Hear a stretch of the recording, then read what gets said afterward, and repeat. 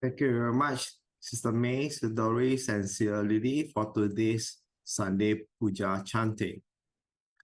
Today is the 21st of July 2024, and we have just started the Vasa period. So this week, Brother Ananda Fong will share on the Dhamma protects. Now let's hear what Brother Ananda have to share. Over to you, Brother Ananda. Thank you, Didi Terence. Starting with a short puja.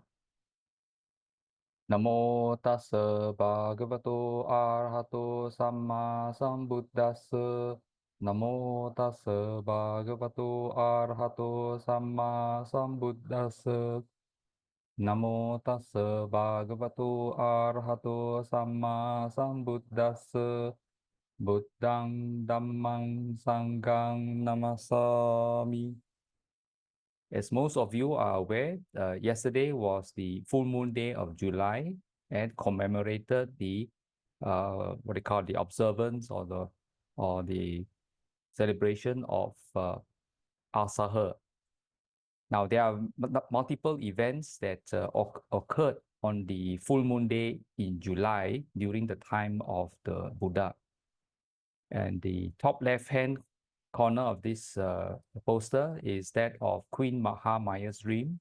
Most of us are familiar with the legend of the white elephant entering her site when she was sleeping in Kapilavatthu, Sakya kingdom. And after she gave birth, the top right picture indicates the renunciation of Prince Siddhartha after he had crossed the river Anoma. The horse is Kantaka, and the person, attending to the prince was his charioteer Chana. The center picture is that of the Buddha giving the first sermon to the 5 ascetics at the Deer Park Isipatana. The bottom left picture is that of the Buddha at Davatimsa Devaloka giving a Dhamma sharing. Most assign this to be the Buddha giving the exposition on the Abhidhamma to the Devas there, as well to his late mother who was reborn as the Deva. And the bottom right picture is that of the Buddha back in Kapilavatthu after he received invitation from his father, King Suddhodana. And in this picture, it indicates that the Buddha performed the twin miracle to subdue the pride of his elder relatives. So many things happen, but Asaha is most well known as the day in the month of July, the full moon day in July, in which the Buddha gave the first sermon to the 5 ascetics, the Dhamma Chakra Pavatana Sutta. Now, these are some various artistic rendition of the events, what they call at Isipatana, the first sermon scene at the Deer Park. The bottom right picture is a rendition from Korean artists.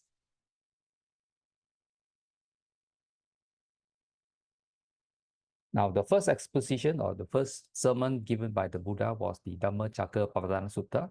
And for those who want to read it, you can go over to the Samyutta Nikaya, chapter 56. It is Sutta number 11 there.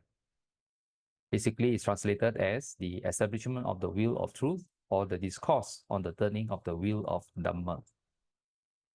Now, this, of course, as I mentioned, the sermon was delivered on Asaha full moon day. And the 5 ascetics comprise of Kondanya, Baddiya, Vappa, Mahanama, and Asaji.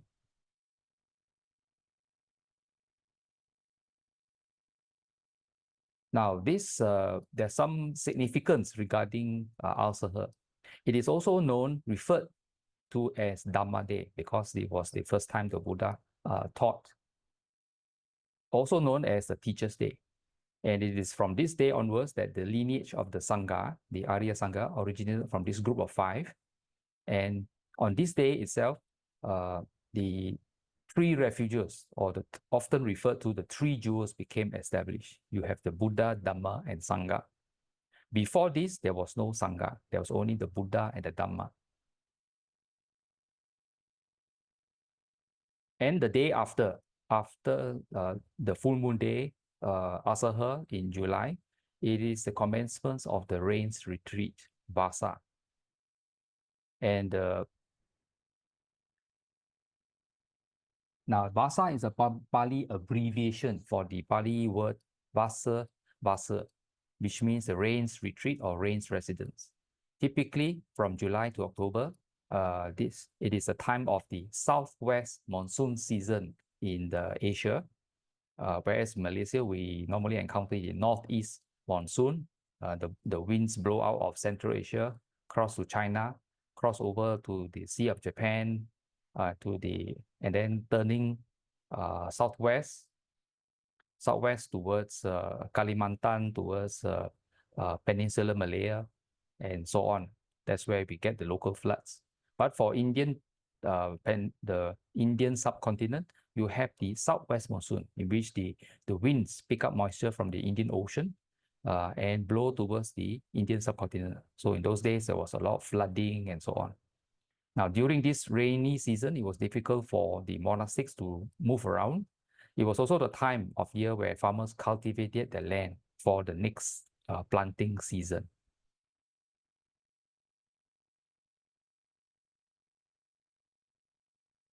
Now, to avoid traveling on muddy roads, which pose dangers, and trampling on plants, the Buddha decreed that the monastics remain in one place.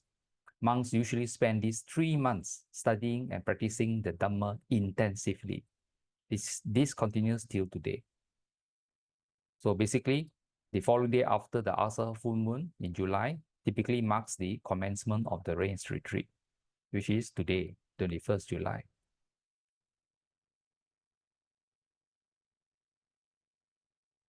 Now, moving on to today's topic on the Dhamma protects, which is in a way part 1.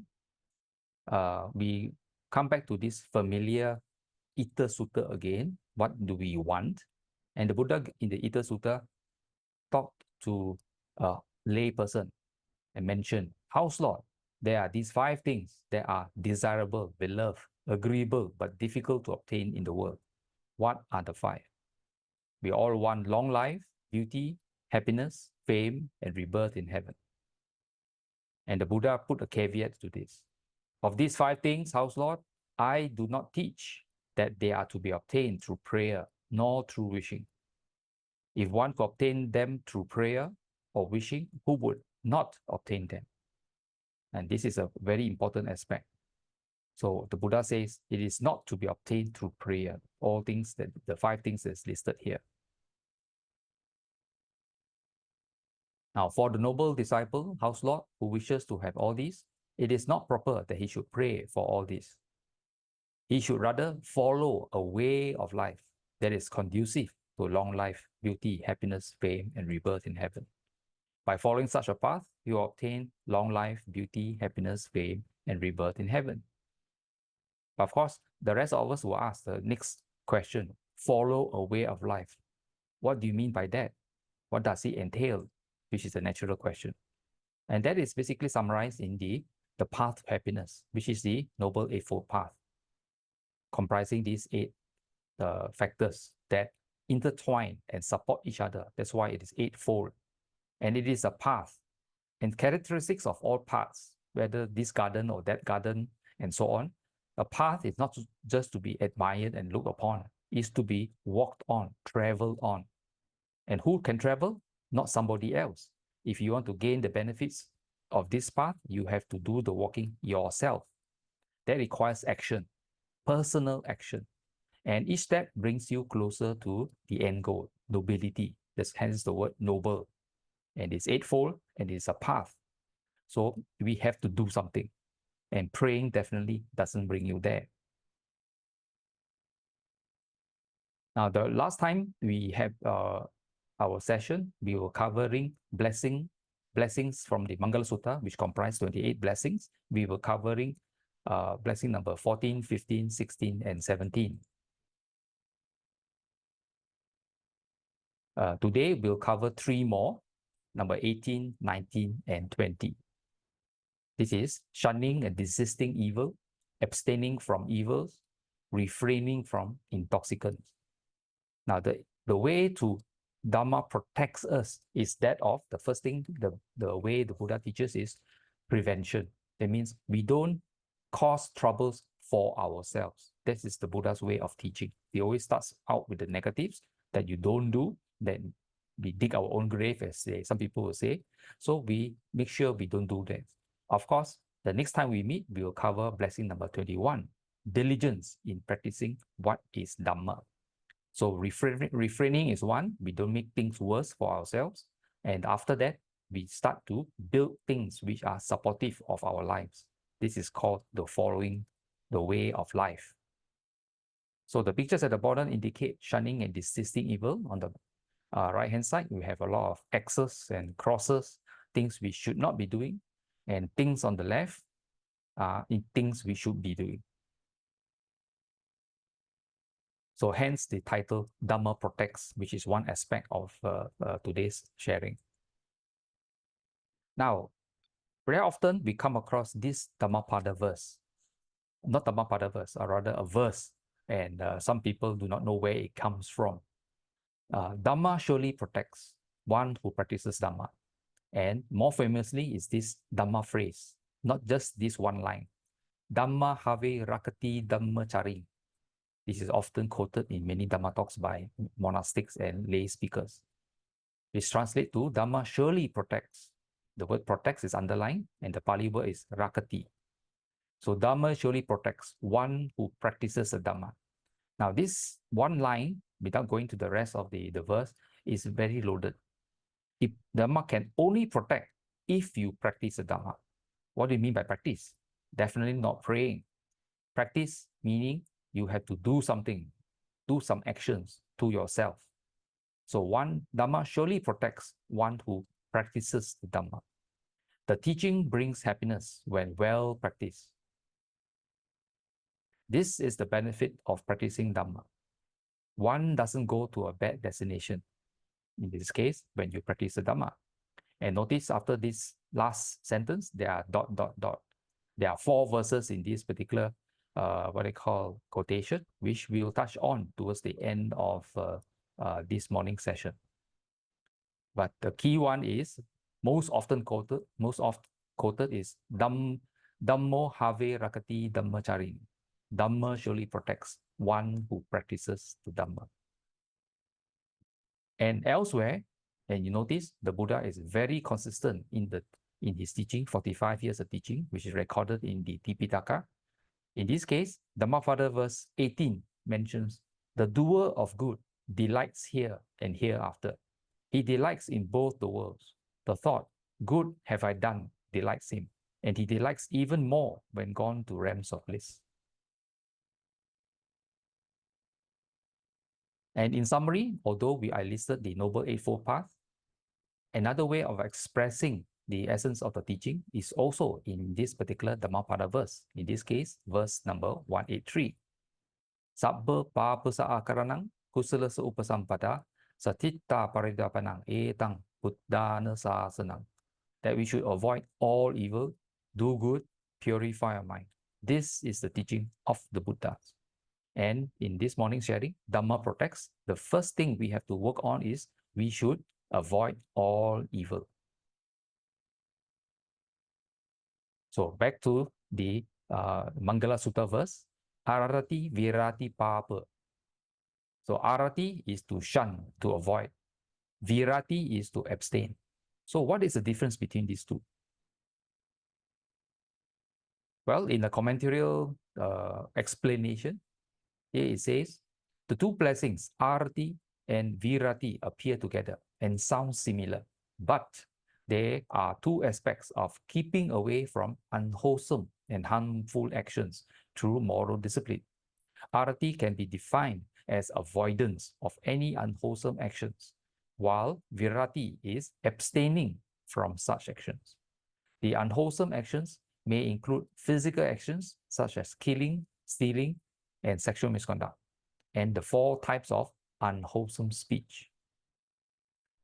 Immoral means of making a living can also be considered here. So avoidance, as in the case of arati, which is avoiding, avoidance works at a mental level by controlling thoughts of sensual desire, ill will, and cruelty. While abstaining works at the physical level, that of physical as well as verbal actions. So clearly, those two go together because we have a thought comes in the mind, then we put that into verbal or physical action.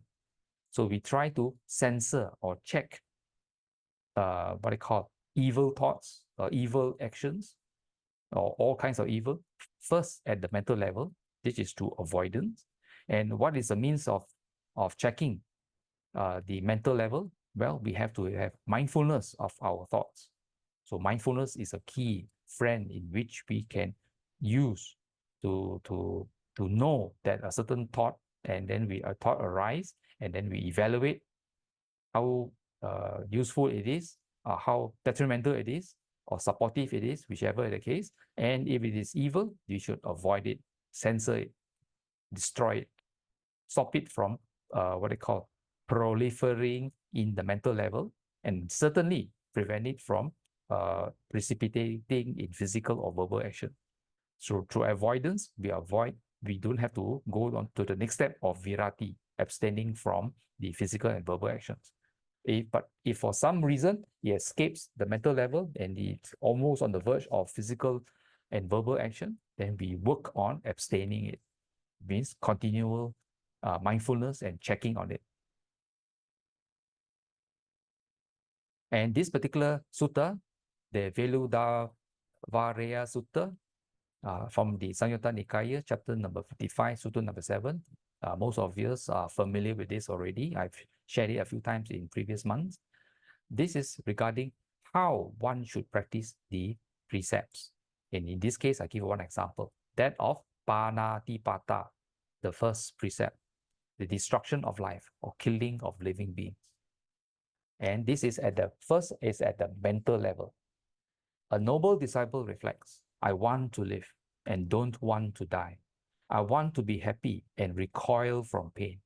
Since this is so, if someone were to take my life, I wouldn't like that. But others also want to live and don't want to die. They want to be happy and recoil from pain. So if I were to take the life of someone else, they wouldn't like it either. The thing that is disliked by me is also disliked by others. Since I dislike this thing, how can I inflict it on someone else? So when an unwholesome and evil thought arises, we go through this reflection to reason out why we should not proceed or entertain that evil thought. And continuing, reflecting in this way, they give up killing living creatures themselves. They encourage others to give up killing. Now, the first one is they abstain from killing living beings. But the second one is interesting. They encourage others to give up killing living beings. This is trying to what they call concretize, make more solid their commitment to avoid killing and so on. In this case, by encouraging others to give up killing.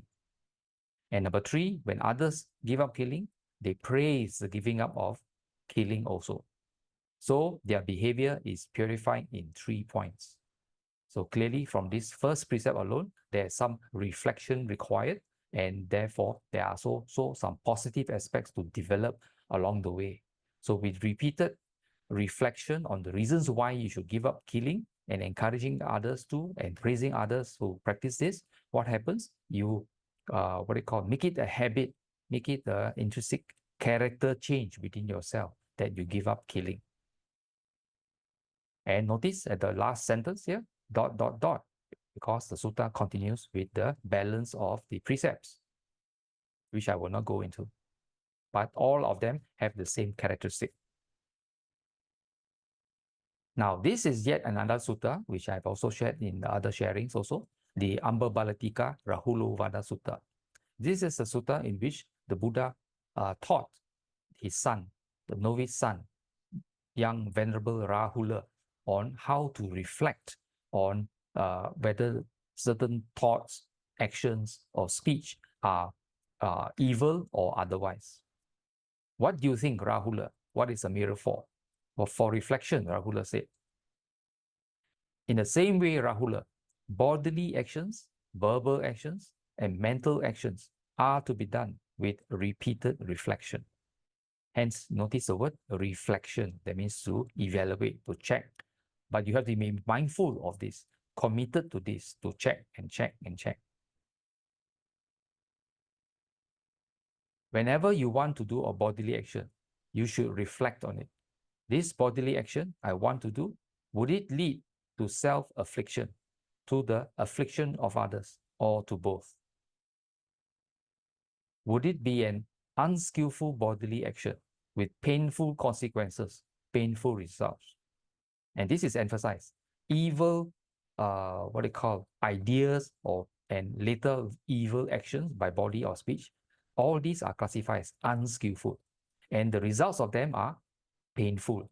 There are painful consequences, painful results. The Buddha emphasizes to young Rahula.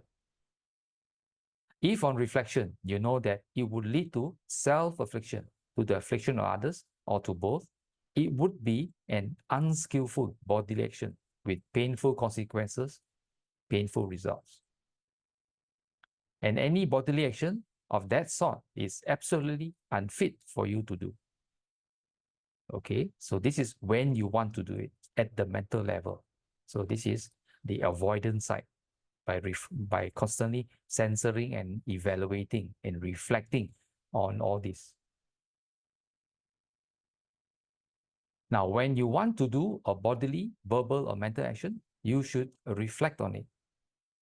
Okay, that was the first portion, which is the previous page. When you want to do, it means before doing it be the body, before speaking, or before thinking.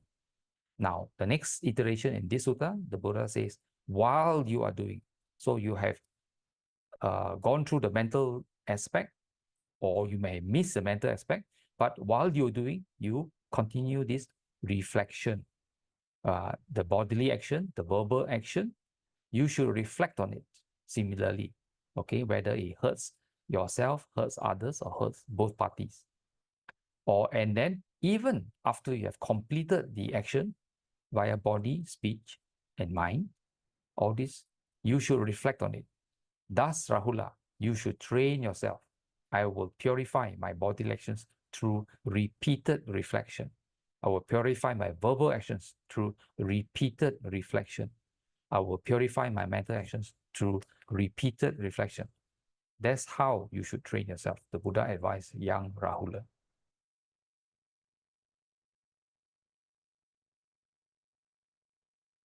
And here is the reminder of the 5 precepts. But very often people forget that not just these are the precepts, but the precepts present a certain flavor, that of abstention, okay, avoidance, and then not doing. So it covers 2 aspects, the mental aspect before you actually put it into physical action or verbal action. You censor the mental aspect, but if you have problems, you have escaped the mental censoring, then you also vet the physical action prior to doing. So the precepts are an aspect of abstention. You abstain from killing living beings. You abstain from taking what is not given. You abstain from sexual misconduct. You abstain from false speech. You abstain from taking intoxicants which cause heedlessness. Now, the Buddha teaching is not just about abstention. It's also about building something. Okay, abstain is to protect yourself so that you do not create problems for yourself. That is an aspect of karma. There's also the positive, the building up aspect, which is covered by the 5 ennoblers. By this word, ennoble means ennoble. It makes yourself more noble. The 5 precepts you abstain from, prevents you from creating problems for yourself. The 5 ennoblers make you nobler, create good things for you. Okay, so these are the 2 aspects. But what are the 5 ennoblers? The opposite of the 5 precepts, the positive aspects. So if you abstain from killing living beings, you try to save them, okay, give them a good life, and so on. And so Now, in the commentary earlier, the commentator mentioned the 3 physical actions of abstention from killing, stealing, and sexual misconduct, and also another 4 aspects of verbal speech. Now, that is 3 plus 4, that's already 7. Now, in this particular sutta, the Saliyaka Sutta from the Majjhima Nikaya Sutta number 41, the Buddha encountered some groups of lay people. So when these lay people were seated, they said to the Blessed One, Master Gautama, what is the reason? What is the condition why some beings here on the dissolution of the body after death reappear in states of deprivation, in an unhappy destination or in perdition, even in hell? And what is the reason? What is the condition why some beings here on the dissolution of the body after death reappear in a happy destination, even in the heavenly world? Now, this sutta, by reading this portion of the sutta, you can reflect back to the Ita Sutta when I started this morning's sharing, that what we want is long life and so on, all those good things that we want in our lives. And certainly, we are more interested in the bottom box, the brown box, that we want to reappear. If we were to pass away, we want to reappear in a happy decision in heavenly world.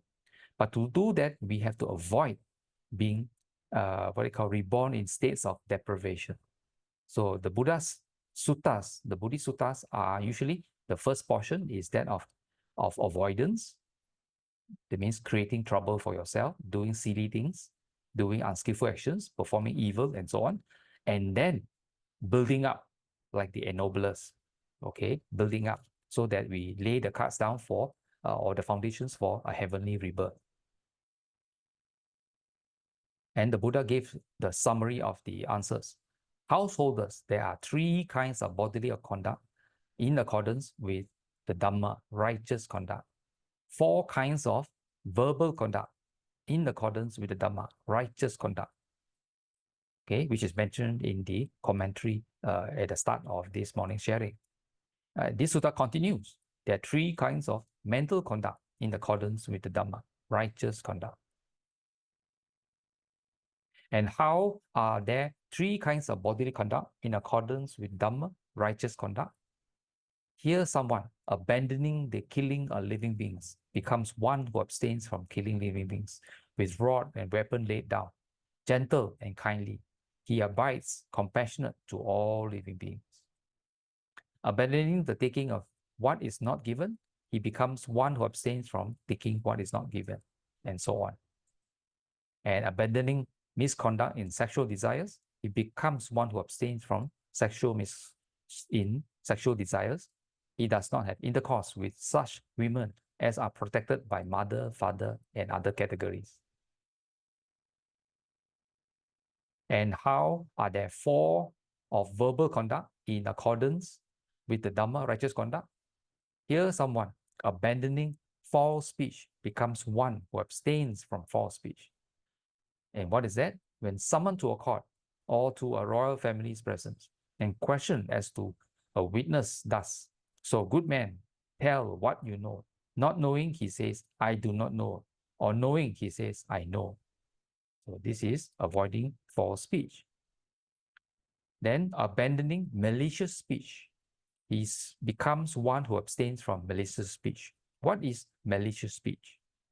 As one who is neither a repeater elsewhere of what is heard here for the purpose of causing division from these, who is thus a reuniter of the divided, a promoter of friendships, and so on, delighting in concord, he becomes a speaker of words that promote concord.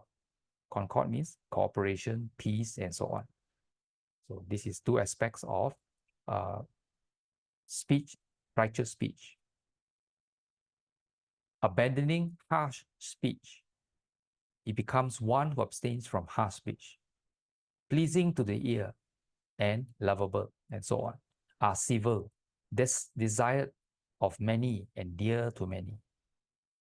Abandoning gossip, he becomes one who abstains from gossip, as one who tells that which is seasonable, is factual, is good, is the Dhamma, is the discipline. He speaks in season, speech worth recording, which is reasoned, definite, and connected with good.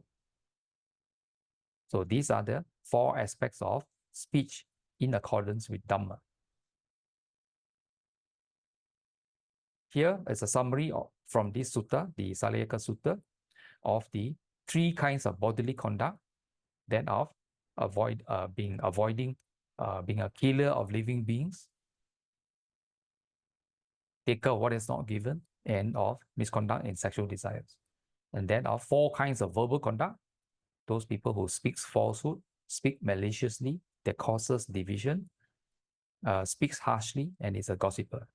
And of course, this sutta covers another 3 aspects of mental conduct, that a person may be covetous, which is an unskillful conduct, has a mind of ill will or hatred, has wrong view. So these are the list of 10, which will support you towards what they call protecting you in life. Now, moving to the next aspect in the Mangala Sutta, refraining from intoxicant, Majjapanacha Sanyamo. Now, refraining from consuming any intoxicating drinks is a blessing, says in this commentary. This may include not only alcohol, but any other substance in any form that can intoxicate the mind. Alcohol and other intoxicants can cause disturbances in consciousness, senses, attention, perception, mental and physical self-control, and lead to heedlessness. One who is intoxicated is capable of engaging in any unwholesome activities that are harmful to oneself and others. Very often, you will hear teachers mentioning that if one were to indulge in intoxicants because it leads to heedlessness, in the 5 precepts, that is number 5, the breaking of number 5 can cause one to commit killing, stealing, sexual misconduct, and lying. So breaking the 5 is very supportive if you observe it, but if you're not observing it, you are heedless, you can actually not just break the number 5th, you break the other 4. So all 5 precepts are broken, are not observed, and therefore you create problems for yourself. Now in the Parabhava Sutta, Parabhava is a sutta on downfall. Why do we want to look at the lessons from this sutta? Well, we want to make sure that we do not engage in the things listed in this sutta, so that we protect ourselves. This is Dhamma. Dhamma in the case of advising us. So Dhamma protects us through giving advice, but it's still left for us to practice. So in this number 8 verse in the Parabhava Sutta, it talks about in womanizing, in drinking, that means drinking is in liquor, and gambling, a man wastes all he has earned and leads to his downfall. So drinking itself costs a lot of, not just cause one to break the 5 precepts, but it also causes one to waste all that he has earned. He has lost all this money and so on. In the Sikalovada Sutta, okay, a lay person's code, here the Buddha continues to emphasize 6 drains on wealth. There are these 6 drawbacks of habitually drinking alcohol. Immediate loss of wealth, promotion of quarrels, because one is heedless, one is not making sense, and what I call quarrels can come about, and susceptibility to illness, disrepute, because one is known as a alcoholic or drunkard maybe, indecent exposure, weakened wisdom is the 6th thing. These are the 6 drawbacks of habitually drinking alcohol. So clearly in 2 suttas already, amongst many others, the Buddha has emphasized encourages us to avoid the habit of drinking alcohol. And all these aspects of how Dhamma protects us. And the first step, of course, today, we are talking about prevention, abstaining, avoiding and abstaining. And all these are related to karma, the law, the natural law discovered by the Buddha. And how is karma made? Well, the Buddha emphasizes, intention, I tell you, is karma. Intending, one does an action, by way of body, speech, and mind. So that's how we make coming energies for ourselves. Note the key thing. We create these energies due to our intentions for ourselves. So these coming energies pertain to ourselves. We cannot, suffer the consequences or enjoy the consequences of another person's good karma. Karma is personal. And your deeds, your karma, have its results. So what are these results? In yet another sutta, the Buddha emphasizes, I am the owner of my deeds or actions. So you are responsible for your actions and you inherit your actions. On passing away, you do not carry all your investments or your favorite house, vehicles, item with you to the next world or the next rebirth, but you inherit those actions that you have performed previously. The aspect of heir to my deeds explains a lot of things, like questions like, why do good people suffer? Well, in this life, they appear to be very, very good, very wholesome, very righteous. But what they have done in previous lives, we do not know. They may have done a lot of unskillful things, a lot of evil deeds, which produces karmic energies, which happen to take effect in this life.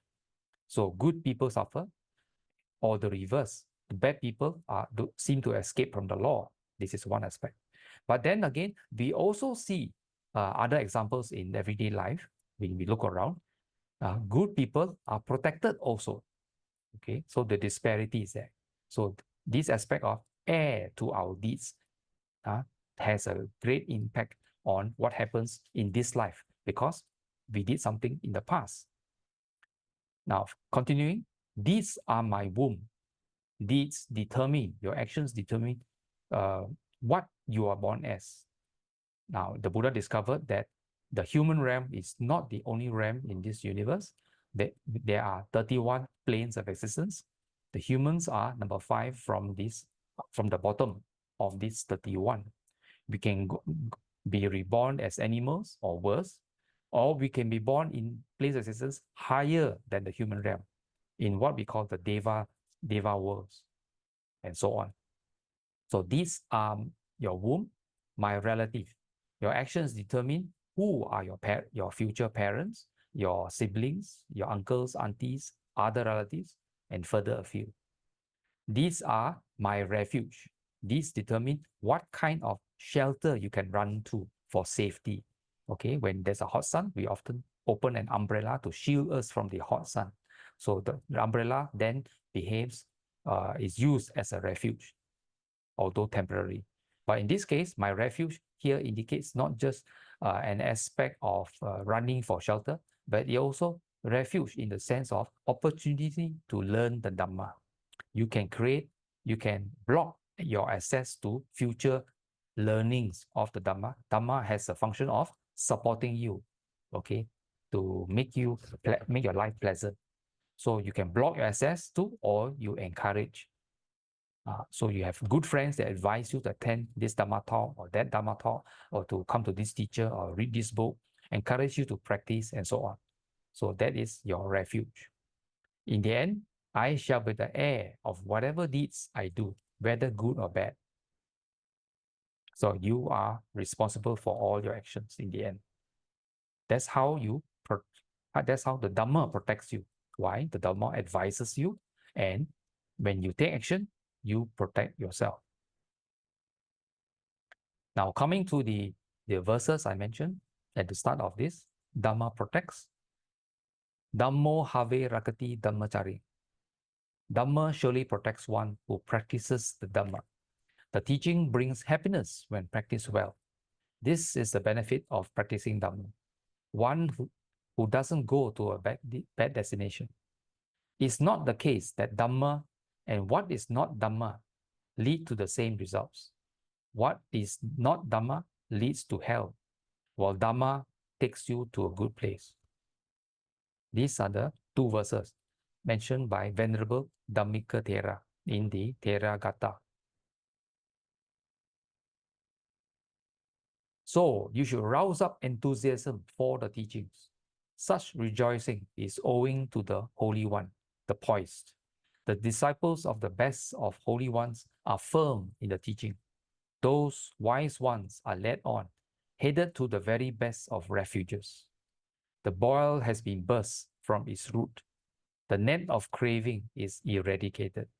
He has ended transmigration or further rebirth. He has nothing. He's like the full moon on a bright night.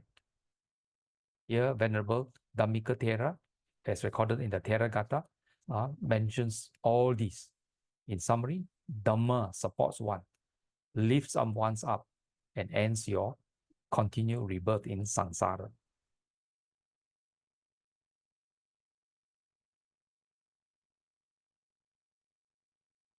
So that was the the end of this morning sharing regarding the blessing in verses 18, 19, and 20. And of course, today is the first day of Vasa, the 3 months. So beginning the day after the full moon of Vasa month, typically in July every year, the Theravada Buddhist monks are required to observe the Vasana or rains retreat for duration of 3 months. At the end of the 3 months, then you have the Katina month, the month of Katina, in which the lay people are encouraged to show their support through offering of requisites and respect and so on to the Sangha. Saddhammo cirang titatu. May the good doctrine long endure. Sabbe satta sukhi hontu. May all beings be happy. Thank you for lending your ears. Back to you, D.D. Terence. Thank you very much, Brother Ananda, for today's sharing. We have listened attentively to Brother Ananda and did the morning Sunday Pūjā. Now let's dedicate those wholesome merits that have accrued to all beings, whether they are seen or unseen. Akasata ca bummata dewa naga mahidika punyang tang anumoditwa ciram rakantu loka sasanang etta wata cam hei sampadang punya sampadang sabbe dewa sabbe buddha sabbe satta anumodantu sabba sampatti siddhya. Idang me nyati nang hotu sukita hontu nyatayo. Idang me nyati nang hotu sukita hontu nyatayo. Idang me nyati nang hotu sukita hontu nyatayo. And aspirations.